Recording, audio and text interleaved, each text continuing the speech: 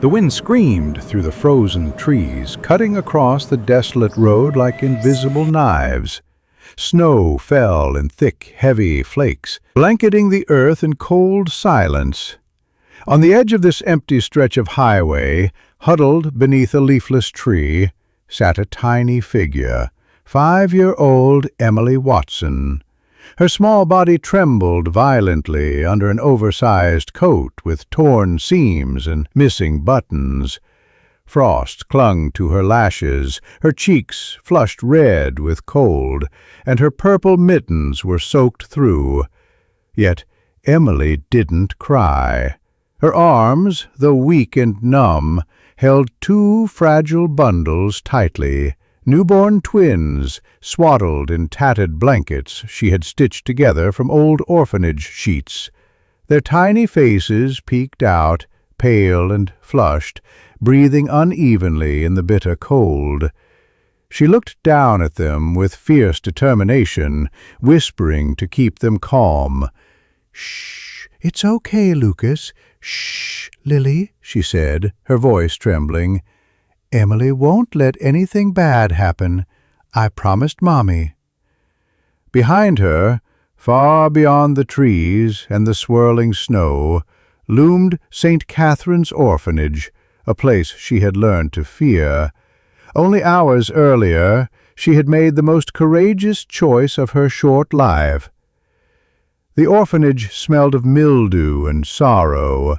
Its cracked walls and dim lights held the whispers of forgotten children. In the hallway, just outside the office door, Emily crouched low, unnoticed.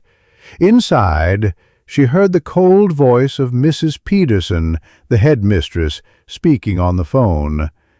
"Separate the twins tomorrow, 2 families. It's already arranged.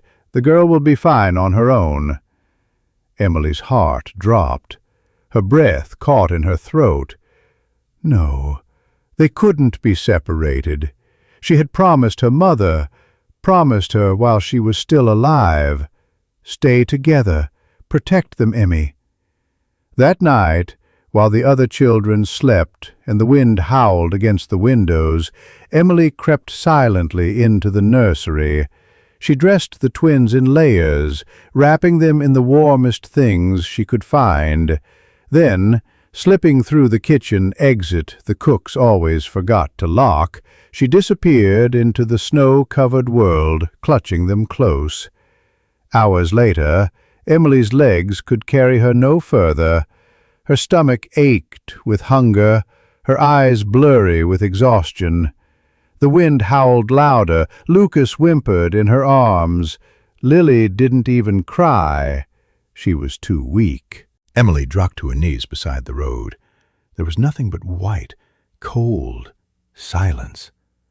She held her siblings tighter, rocking slightly. "Please don't go to sleep. Please, stay with me." And then, headlights. A sleek black luxury car emerged from the snowstorm, gliding to a stop. The door opened with a soft hiss. A tall man stepped out, dressed in a black wool coat, his scarf trailing in the wind. His polished shoes crunched into the snow as he approached. "Hey, are you all right?" he called out, his voice calm but urgent. Emily lifted her head, eyes wide and scared. She didn't speak. The man, Michael Chen, a 32-year-old billionaire and tech entrepreneur, froze. The sight before him stole the breath from his lungs. This wasn't just a child lost in the snow. This was a little girl holding 2 newborns, shielding them with her tiny body against death itself. Emily's lips trembled. "Please, don't separate us." Within minutes, Michael had wrapped his coat around all 3 children and rushed them into his car. His driver turned up the heat. His assistant called his private physician. By the time they reached the Grand Alpine Resort, where Michael was staying for a business retreat, a team of medics was waiting. As the babies were examined and cared for, Emily sat stiffly on a plush sofa, her small body dwarfed by the room's grandeur. But her eyes sharp, watchful, and full of suspicion, never left Michael. "You won't call the orphanage?" she asked, suddenly, voice strained with fear. Michael knelt beside her, eyes kind. "No, I promise. But I need to know why you were out there. Why risk everything?" Tears welled in her eyes. Her voice cracked. "They were going to take them, my brothers. They were going to split us up. I heard the lady say it, but I promised Mommy I'd protect them. I had to run. I had to keep them together." Michael's jaw clenched. Something inside him shifted. He recognized that pain, that fear. He had been an orphan once too. Michael wasn't the kind of man who stood by while children suffered. He assigned his top assistant, Sarah, to investigate the orphanage. It didn't take long to uncover disturbing secrets. "Michael," Sarah reported grimly, "the twins were being sent to 2 different homes, yes, but here's the twist. Someone paid extra to have them delivered to specific addresses. No adoption agency, no paperwork." Meanwhile, Emily had begun to have nightmares. She cried out in her sleep. "Papa was hurting Mommy again. There was blood, so much blood." Michael sat at her bedside, heart pounding. This wasn't abandonment. This was an escape. Using contacts and tech resources, Michael tracked down Jessica Watson, Emily's mother, to a small diner in a distant town called Pine Grove. She was living under a different name, waitressing for cash. When Michael approached her, she turned pale. "If Robert sent you," she began, terrified. "I don't know, Robert," Michael interrupted, "but I know Emily and your babies." Jessica collapsed into a chair, the weight of years falling on her shoulders. "Are they safe?" she whispered. "Yes," Michael replied softly. "Emily saved them, just like you must have taught her to." The dam broke. Jessica wept, and the truth spilled out. Robert Kane, her abusive husband, had beaten her, threatened the children. When she finally fled, she had no choice but to leave them at St. Catherine's. She thought they'd be safe there, until she learned how wrong she'd been. The next day, Michael brought Jessica to the resort. As soon as Emily saw her, she froze in disbelief. "Mommy?" she whispered. Jessica dropped to her knees, arms wide. "My brave girl, I'm so sorry."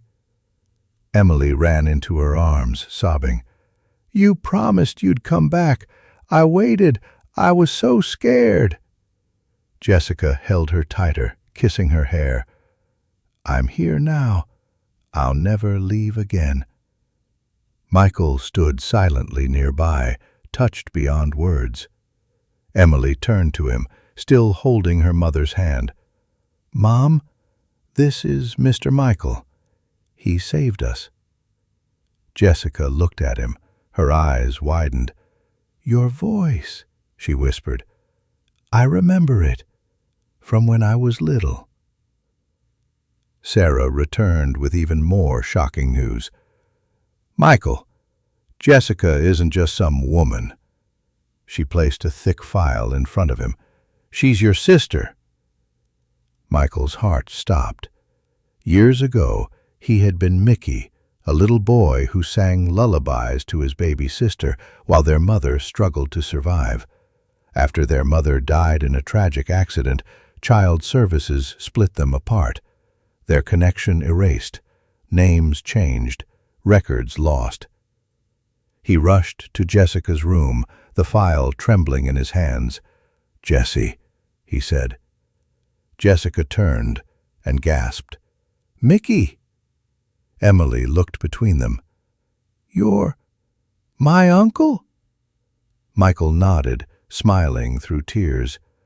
"Always." Months later, Robert Kane was arrested and charged. St. Catherine's Orphanage was shut down after a full investigation exposed years of corruption. At the Chen mansion, laughter now filled every room. Emily ran through the garden with her brothers, while Michael, now lovingly known as Uncle Mickey, chased them with a toy plane.